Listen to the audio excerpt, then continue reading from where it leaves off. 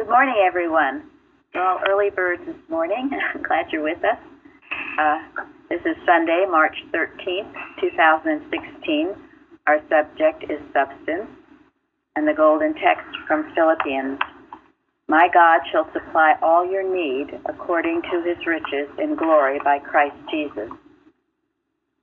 Now, we will be working on the science and health section today. Thank you, Fairley, for yesterday's Bible. And in praying about it, I've had a few of you recently ask me again about watching, how to do better watches. And it's a highly important to be doing good watches. So I think we will have a refresher course. This lesson in the science and health part is a lot about prayer and praying, which let me ask the question, what is the difference between praying and watching? Is there a difference? Has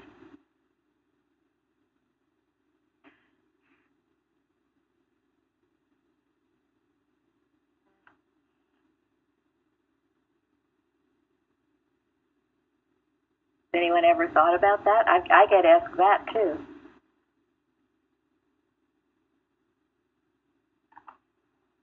Honestly, I don't know. I'm not sure what's the difference.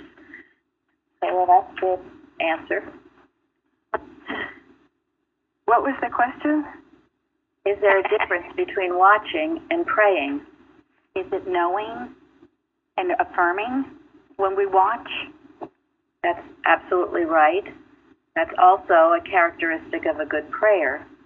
I will say one thing. I would say watching is definitely unselfed. There's no praying for yourself during a watch, is there? Oh, No. You get blessed by doing it, but it's not. You're not specifically praying about something, some difficulty you might be having.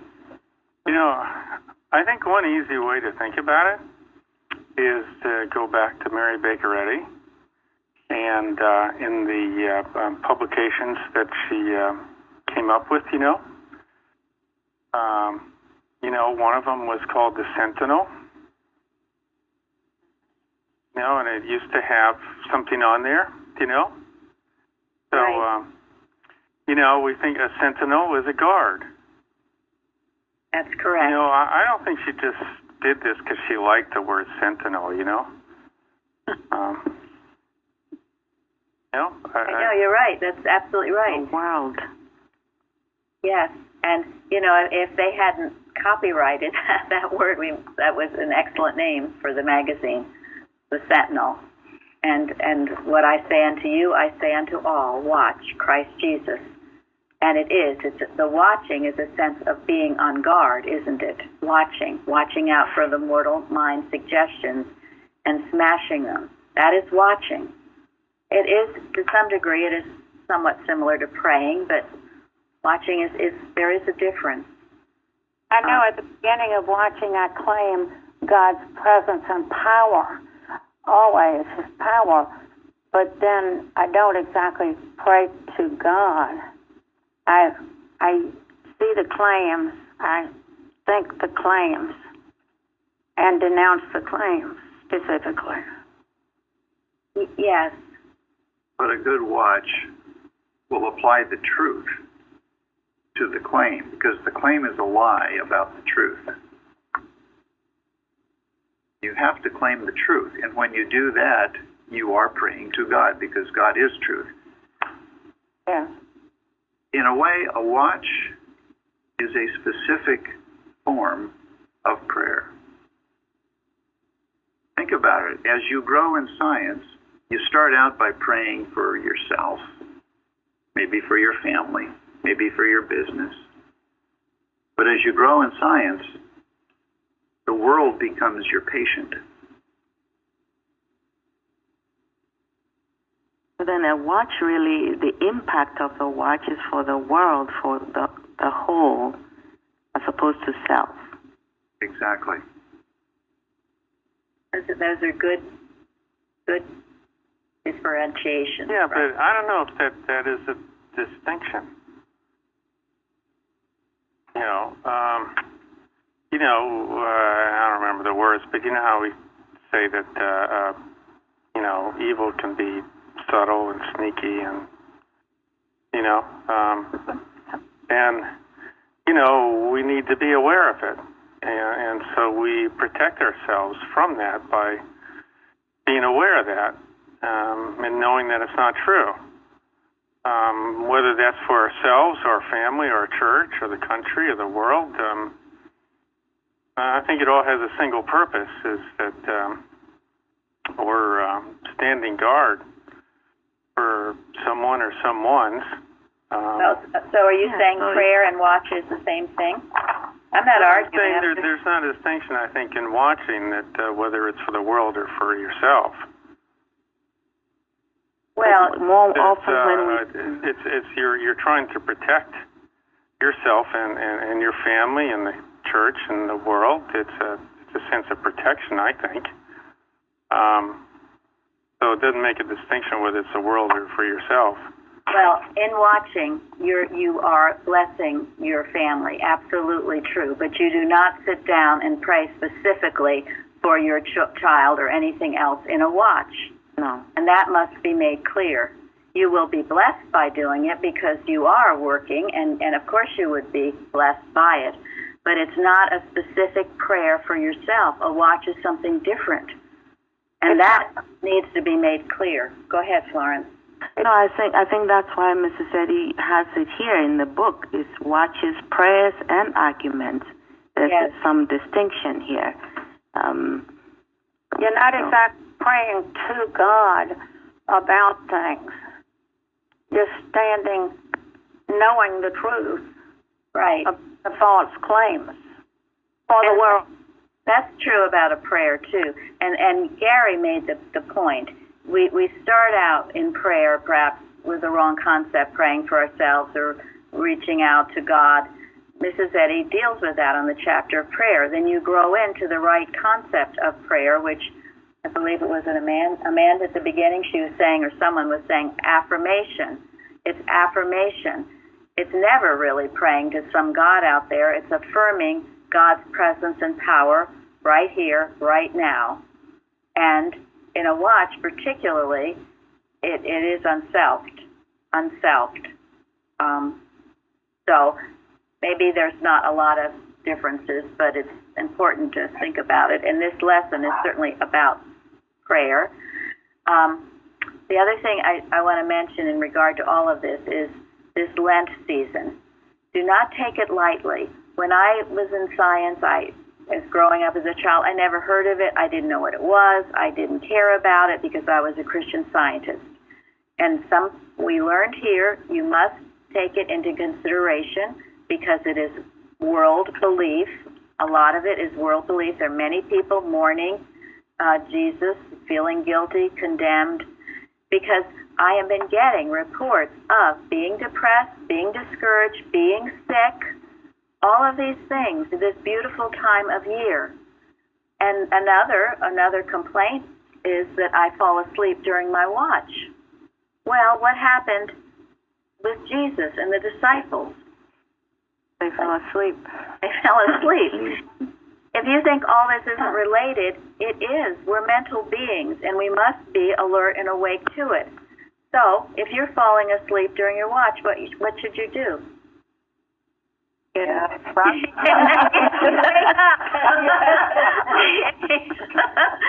We all have problems with that at times. You rouse yourself, but the rousing must be continual. And we're going to turn to Watches, Prayers, and Arguments because she's giving everything about watching, shall I say, tips. And, sometimes I have to smile because I feel like we've talked about watches so much. We even just had a liberator on watching. And yet people are still asking me how to do a watch or why do I fall asleep on my watch. So we will refresh ourselves in this mighty truth. And we won't split hairs over the difference between watching and praying. There are similarities, but watching is certainly sentinel, standing on guard. And it's as you learn to do your hour watch or your half-hour watch or your 15-minute watch, you will learn to stay sentinel during the day. You will get better at seeing these sneaky, erroneous suggestions creeping up on you and smash them quickly. It's a wonderful thing to value, to treasure, and to do. And Mrs. Eddy put great value on it. Could someone please find for me, I think it was a bulletin board contribution from Barbara about mental practice. I saw that today, I think, so I will look and see if I can find it. Thank you. Yes, it's on the bulletin board, and Jeremy now has the bulletin board, the more recent submissions on the home page like we used to. Okay, it's under mental age. Is that the one you're talking about? Yes. All right. It says, this is from the Blue Book, hard copy, page 225. Quote, this is a mental age. Malpractice would dominate, and unless Christian scientists are awake to it and alert, it would hold back Christian science for centuries. Unquote. Thank you. So, So don't underestimate the tenacity of the lie. And it starts with Lent, you know. And whoever thought up that nonsense of Lent gave it a good purpose, thought it would do people good, tried to sell it. And yet, look what goes along with it. People get depressed, people get sick. Our soloist isn't at church today because her son was sick last night. She was up all night with him. I get reports, and it increases in this time of year. It's not just a coincidence. And this is a beautiful time of year. And ours is the risen Christ. But stay awake to it. Stay awake to these suggestions of not feeling well or feeling tired, discouraged, all of that. Keep your joy. And, you know, do some fun things. Science shouldn't just be all work. It is mostly work, but it's nice to get out and smell the roses, too, once in a while. Have a change. But keep your joy. And it's wonderful work. And if you're doing it correctly, you will keep your joy. So, in Watches, Prayers, and Arguments, I mean, one of the first things that Mrs. Eddy starts out is the great importance of it. And certainly what Linda just read from the Blue Book tells you that, doesn't it? How important it is. And so, Mrs. Eddy also says that she has handled this work for many years, and now it has gotten to the point where the students must take this work and meet animal magnetism. I cannot do it for you. Okay, so we will refresh you about how to do a watch, but Florence can't do it for you. I can't do it for you. I can't come into your home and shake you up and say, wake up, wake up. You've got to rouse yourself. You've got to realize the importance of it and get to it.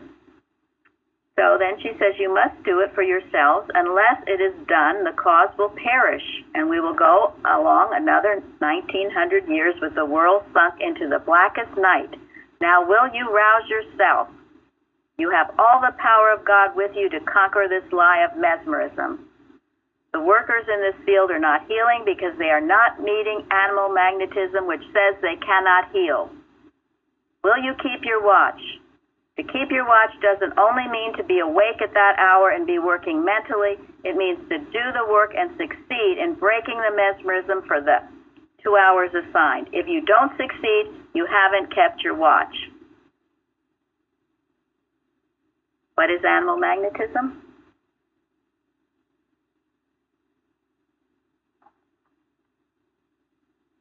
A lie. It's Coward. It's the sum of all evil. The counterfeit of the truth. It is what? A belief in what? Power apart from God. Power apart from God. You're faced with it constantly during the day. Frankly, your watch will be as good as the work you've done during the day. If you're sound asleep during the day, you're a walking zombie, and if you're accepting all these beliefs during the day, you can't sit down and think your watch is going to be too great, can you? No. No, you've got to keep at it during the day, too. And that's a good thing. Because who wants to sink down into the mire of human mind? So keep your watch. And so, what should a good watch start with? Observation. Power and presence of God. God. Yes, you start with that, the allness of God. And get it into your thoughts so you feel it. It's not just words. And then what? The claims need to be handled. Yes. And put on your boxing gloves. Do it like you really mean it. A lot of vigor. Yes. And you know, you're all capable of this. She just said it's animal magnetism telling you what? That you can't do it. That's the first thing you get rid of. Okay? It tells you you can't do it, you don't want to do it, you're tired. No, you don't understand. You don't understand it. You've got better things to do. That's all animal magnetism, sweetie pies. Also, when you get distracted, You get because I was doing it last night, and I just was finding it difficult to concentrate on the purpose. I understand that there's a specific purpose for doing the watch, and that I'm supposed to be concentrating or praying about that specific task that is in the watch. But for some reason, I was being just bombarded with all kinds of thoughts. So what I did, I was just reading and rereading what was on that specific watch that was assigned last night. I don't know. I may be doing it totally wrong, but well, that's better than nothing. Okay, that's doing something. Okay, if you just at least do that, those thoughts are good thoughts. Even if you get whatever time you get them during the day, you start thinking of those thoughts. Many people have told me how much the watches have meant, actually, to Tom's point, to dealing with things in their own lives, how helpful it's been. So at least you're affirming the truth. And if you're having trouble keeping your thought focused, that's a start.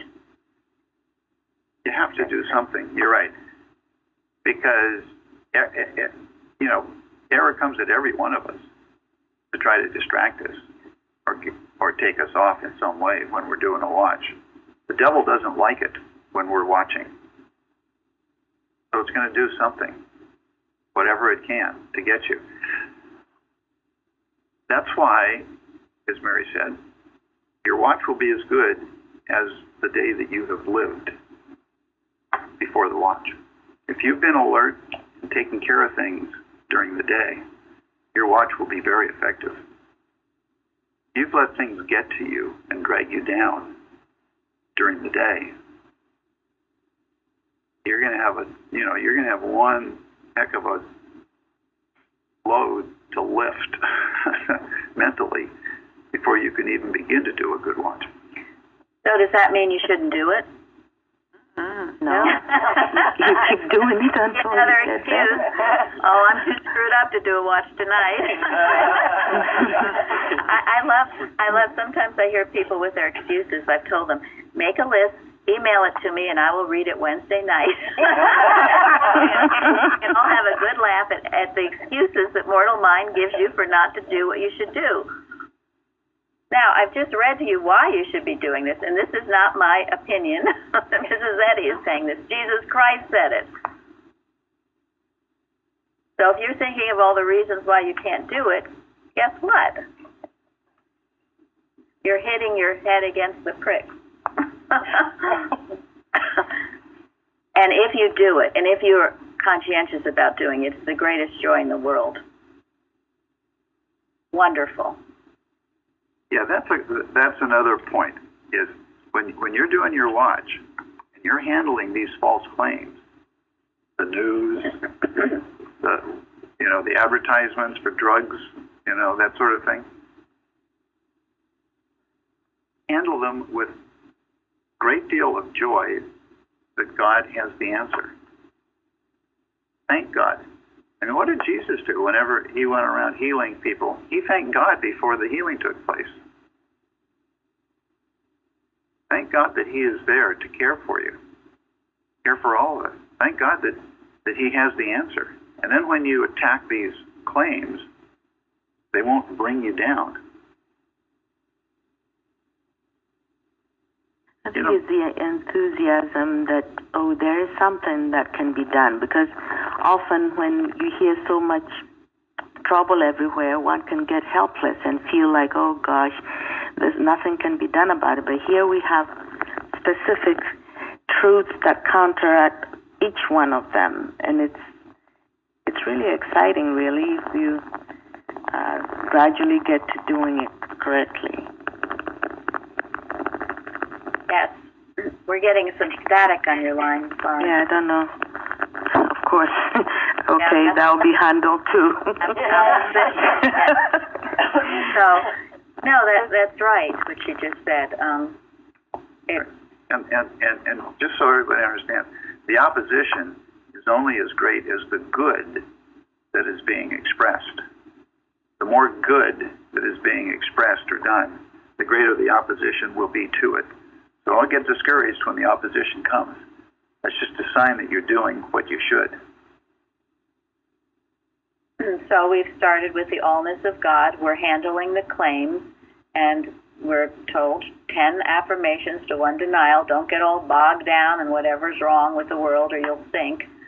So you touch it lightly, knowing the unreality of it, but they have to be dealt with. And as Carol said, with vigor and authority, the authority of Christ. And then how do you end? Can I ask real quick? This is where I get confused, but I think I understand now. When you say smash it and stuff, then you say touch lightly. What you really mean when you're saying smash it is with the authority of Christ, with the positive? Yes. Yes, and by lightly, I mean don't get into it for, you do an hour watch, don't be smashing, thinking about everything that's wrong for the majority of that watch. With every false claim, you smash it with the truth, and therefore the emphasis is on the truth, not on the false claim. Mrs. Eddy says you never leave anything in the negative. And I'm telling you, I lived a lot of my life leaving everything in the negative. It doesn't work very well. You think of thought, a bad thought, or you look at the news and say, gee, that's terrible, and you just leave it with that. And also don't get too emotional about it. No, emotion, no. Emotion is not the power of God. No. Although, Mrs. Eddy says, you have to feel the danger. Why does she say that? Then you won't know it's there. Exactly. Exactly. Right, because then otherwise it'll just be words. That's why you have to stay on guard all the time if you're obedient. True. There's something from Watch's prayers and arguments on the daily page each day, on the daily watching point. And there's one part of it that I love. It says, you are to come only in the divine strength and know that God will rule and does. And that, for me, that just wipes me right out of the picture and lets me be a transparency for God to work. Yes. Yeah, and Mrs. Eddy also says in Watch's Prayers and Arguments to make sure you have no human will and no human outlining. You're not praying, dear Lord, please. That's not a prayer at all. That's, say with the elections, you're not outlining who you want to win. You, Father, thy will be done. You're just affirming his presence and power in the midst of all of this and knowing he will raise up the right person, but not outlining as to what you would like. It is getting yourself out of the way.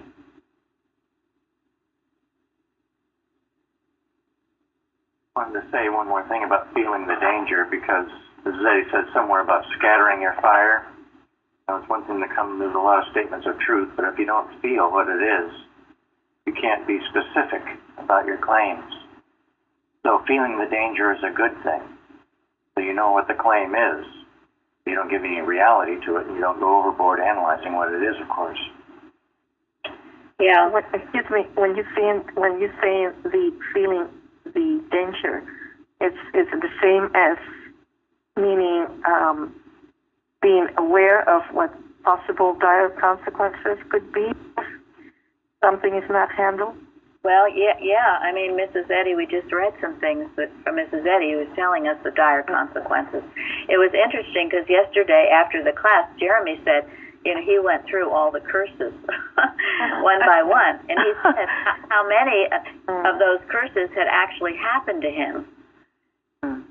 Now, we don't want to get our thought too full of all of that, but he realized before he came here, when it was ignorant, not malicious, any disobedience on his part, but a lot of those things had happened. He said he lost his home, he lost his wife, he saw other people take it over.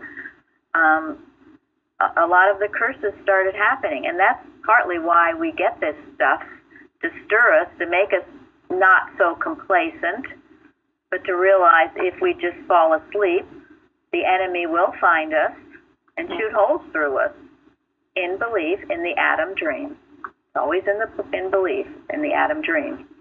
Never the real truth of the matter, but if we're unaware of it and not feeling it, then we will be sound asleep. This is another important point, because many Christian scientists, and I was probably one of them, never wanted to read the newspaper, hear any of the news, or know nothing. See no evil, hear no evil, speak no evil. That's Christian science. Is it? No. No way. But I once thought it was. So there has to be a right balance. I know other people who have said they spend all day on the computer reading all these conspiracy theories and, building up all the error in their mind. Now, that's not good. But at the same time, you cannot be ignorant to the claims. You can't live in some bubble. Do you think Mrs. Eddy did? No, she couldn't have. No. I think I read a few weeks ago the Roundtable from Lessons of a Seventh Day. She knew what was going on everywhere. A lot of times she didn't even have to read it. She felt it. And she was constantly handling it. The watches were done throughout the day in her home. Huge importance on it. So if you're getting a thought that you don't need to, you don't want to, you can't do it, you don't know how, all of that stuff, that's just what Era would like. Okay? There once maybe was an excuse. At one time I didn't even know what a watch was. Now that we know, there's no excuse. He also says, or Carpenter says about watches, prayers, and arguments, that rather than to discount any of these outlines or watches Mrs. Eddy gave, it would be more fitting for one to pray in humility for more growth and understanding in order to reach a higher vantage, from which these moot points become clear and comprehensible. When you're given a watch message, you pray for more understanding. I call it a springboard. If you want to stay with that watch message and concentrate on that the whole time, you can. If God is directing you to go somewhere else, please. You are an independent Christian scientist. You listen for God's voice. Or maybe you'll feel there's something more important that you feel you need to handle that time. Let God direct you. Some people stay with it, as Pilar just said, it helps you to focus and work with it. And you should at least spend some time with the message. But then you can expand on it. You're not tied into it, and there are no formulas. There are never formulas. It's God-directed. Just make sure you don't start thinking about, your lunch tomorrow and all the things you have to do at work.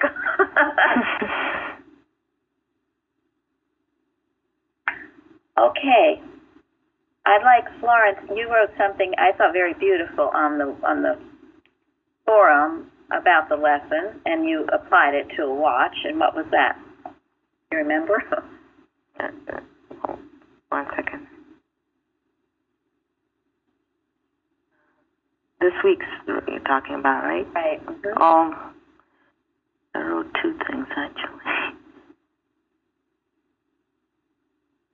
Well, it was the thought that everyone can be blessed by this science, whether you've even read the Bible or not. Going out to all mankind. That's a beautiful thought. You don't have to be a member of the Christian Science Church in order to be blessed by watching. Watching reaches who knows where. Always the receptive thought, if there's any receptivity at all. And Tom yesterday was talking about that. Even the slightest bit of it will bless you. And in the lesson, since to all mankind and in every hour, divine love supplies all good. I've worked an hour with that sentence, expanding on it. To all mankind, in every hour, love supplies all good. What could be more beautiful than that thought? As you look around the world, is there anyone who is hopeless? Is there any situation that is hopeless?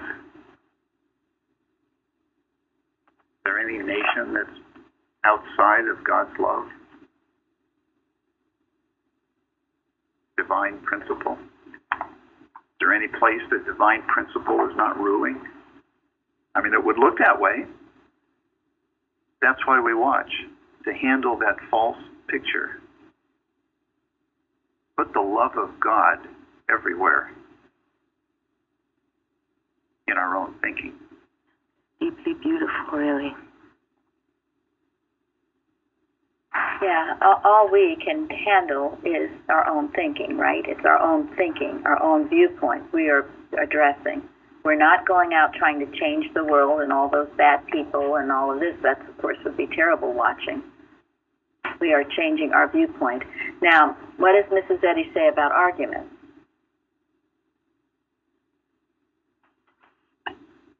Doling of arguments, there's so many parodies on divine science and divine love. I mean, the doling out of arguments is what she speaks against. And that's in that one sense. Right, in that one sense, that's correct. And yet, in some cases, an argument is necessary. Yes, I understand. It's a difference. Sometimes we have to argue within ourselves to get the upper hand on the erroneous belief. And Mrs. Evans used to call that tuning your violin. If the violin is out of tune, you got to tune it before you can play it. If your thinking is out of tune, you got to argue with the air until you're above it, and you get yourself in tune with God, and then you can do a watch.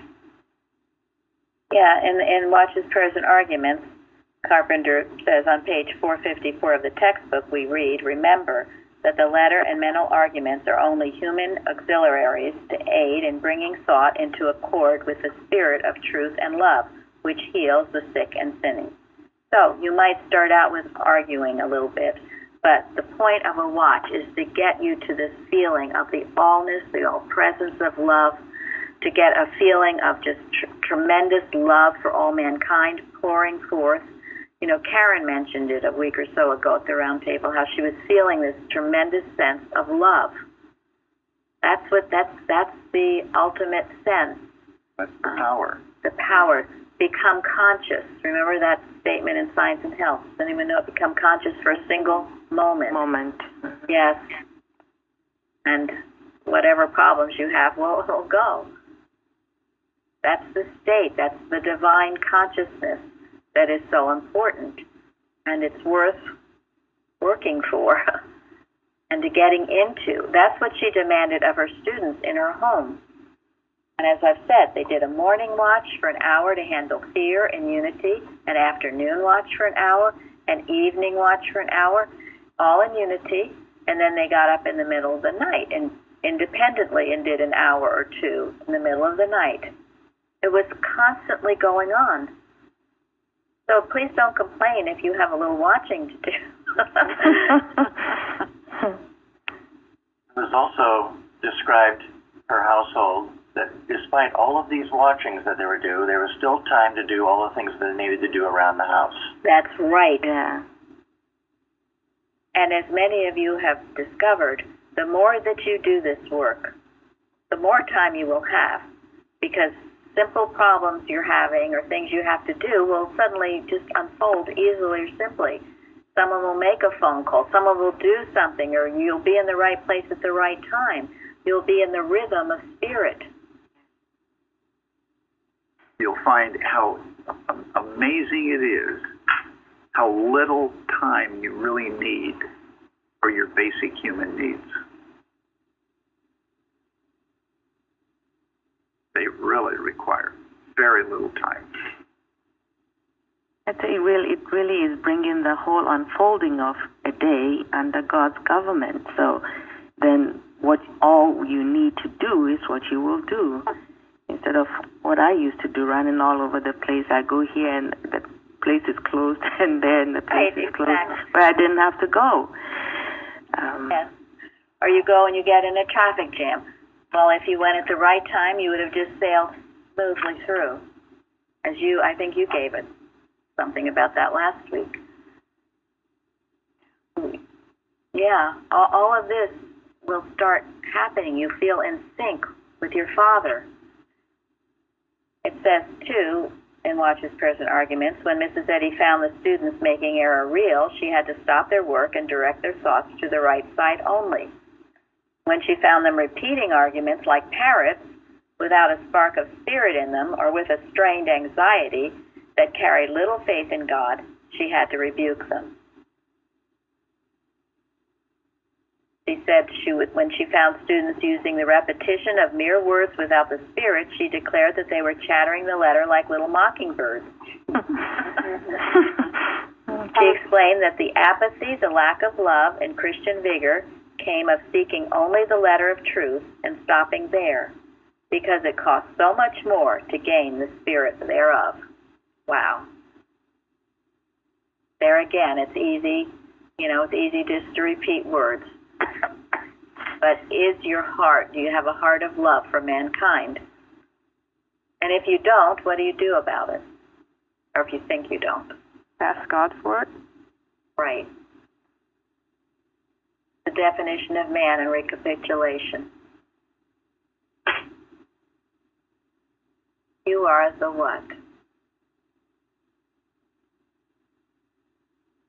You are the image of love with a capital L. You are the image of love. You are the image of love. Please don't tell me you can't love. Again, devil says, you can't love. I feel the love of God. Yeah, we say, oh, you can't love. You're so unloving. You don't care. It just beats you around, and finally you got to get wise and ask and say, God never said that about me. And Mrs. Eddy says that I am the image of love. So I am. I am that I am. Declare on the right side. And if you're the image of love, then what kind of watch are you going to do? Powerful. Powerful. But you see, in all of this, you are handling animal magnetism, and that goes back to keeping a watch, because that's basically what it is. That's being the sentinel that Tom talked about at the beginning.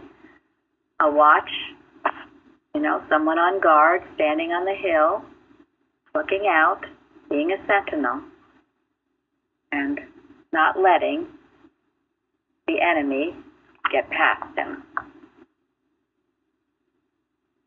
Can you do that? Yes. Thank you. If you're willing to love enough, you can. Yes. Anybody can. Because that's what God made. Anything else is a damn lie about you or anybody else. So don't give the lie the upper hand. Yes. It says that Mrs. Eddy furnished the tools of scientific thought and work, but she told her students always to go to God for wisdom to use these tools correctly, as well as for the love to put into them the unction necessary. Only as God directs our thought and work can we be sure that we are not using a formula. So we get ideas with, but then we use wisdom and we let God propel us. So it's not a formula, but we feel the love for mankind. We come out of that. And it says, no student should approach any problem, even though he uses Mrs. Eddy's exact phraseology, without seeking God's wisdom to direct him and God's love to inspire him. Since God alone can guide one to treat a case scientifically and enable him to put into it the divine love that heals. So, and then the main thing is getting into the consciousness of where God reigns supreme, feeling of it, a feeling of it, and that is what heals. Now, if anyone can tell me anything better they have to do with their time, I asked this question yesterday too, but let me know. I don't think there's any better way to spend your time than this. And this is what is called being a Christian Scientist, and nothing less is. So if you go around and let all your thoughts go every which way and just then repeat statements of truth like a parrot, well, it's not going to work. The other thing I love in this Watches, Prayers, and Arguments, I'm reading mainly from this first chapter about it. Mrs. Eddy once made the following statements, which she may have been led to formulate when she found the students indulging a tendency to make science wholly a matter of cold scientific argument. Quote, "We must talk more closely with God, bring him nearer to us, more like the old style of praying. We must feel and know that God is what we live in, like the atmosphere of the sunlight. It is all about us. We must rest more in God. When we have a patient, do as well as we can, and let God do the healing. If your children need treatment, do not sit up all night and treat, but treat yourself and go to bed and to sleep. Give up error to God. Ask for our daily bread, enough for today. A child with its mother does not ask all the time if it will have clothing tomorrow or next week, but runs along happy and trusts its mother's care. So must we do. Have the trust in the one Father, Mother, God, and without fear. If we suffer, suffer it out. The true thought brings the error to the surface, and if we fear not, it will pass off." I love that. I think of it often. It's God is our consciousness, divine consciousness, and all that. But sometimes just having this loving sense of our Father is very comforting and brings great peace. What does she mean when she says about if we suffer, suffer it out?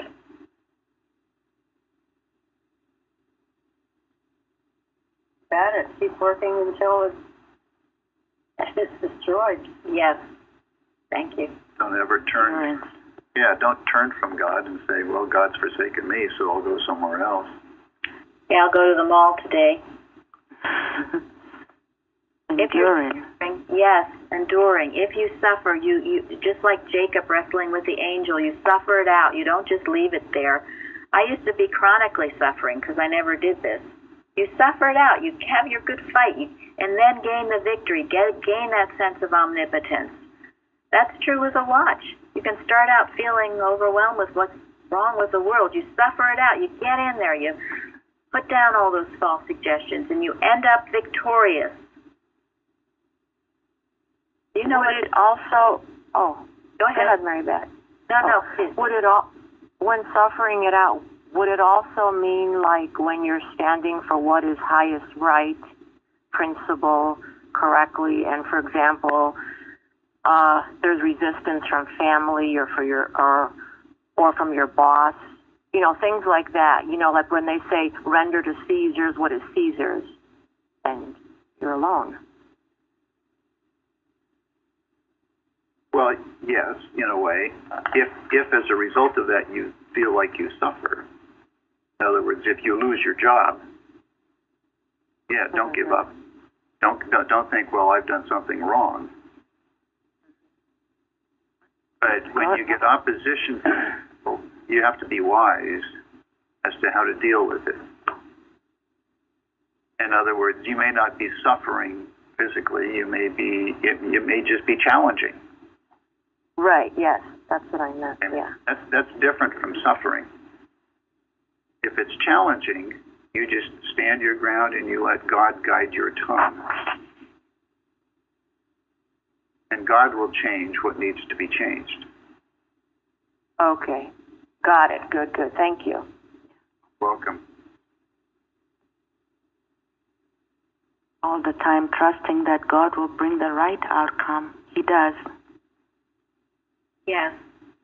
That's seeing it through, and it's not leaving it in the negative. We're not on this earth just to be continual sufferers. That's a old theology belief that we're just here, we're going to suffer. The more suffering you have, that means the better person you are. No.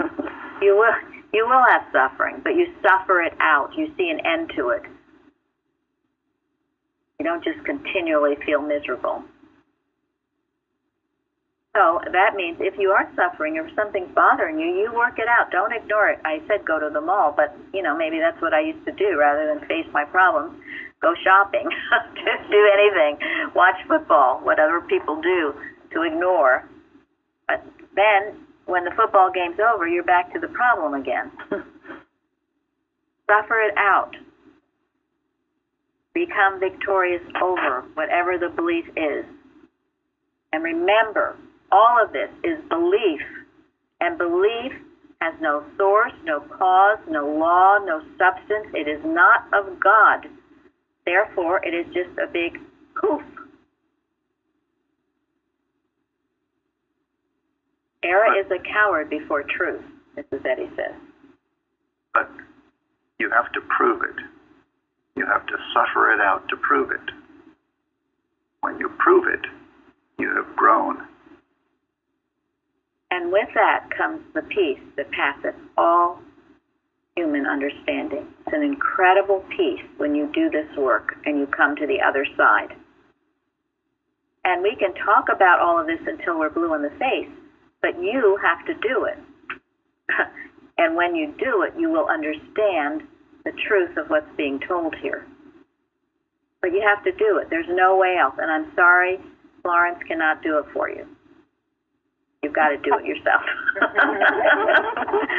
It would be very nice if someone else could do it for you, but it doesn't work that way. And actually, it isn't very nice because you won't learn the lessons that God intends you to learn. You won't be as free and as happy and as joyful. You don't do this work.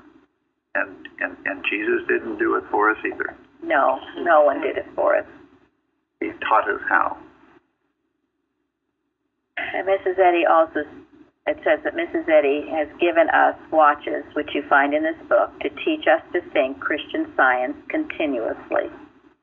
This thinking is doubly important. It is not only the way of salvation, because substituting the belief in mortal mind for God's mind is salvation, but the watches include also a vast benefit to the race and the solution of the world's problems, including healing the sick. So, and it also says that, we'll never know all the watching that Mrs. Eddy did, all the things that were avoided by her watching.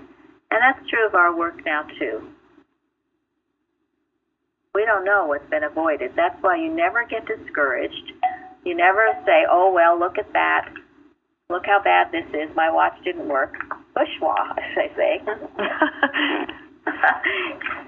There is always a benefit to a watch well done. There is, yes, always. Always. We may never know most of the benefits that occur from a watch well done. But there are. And remember, this is not your power. You are utilizing the power of Almighty God, and that's why you just bow your head in humility and get out of the way and let it work. A wonderful thing.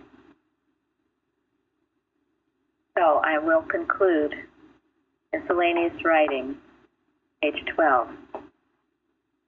The present is ours, the future big with events.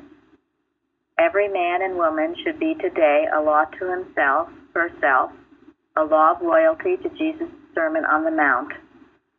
The means for sinning unseen and unpunished have so increased that unless one be watchful and steadfast in love, one's temptations to sin are increased 100-fold.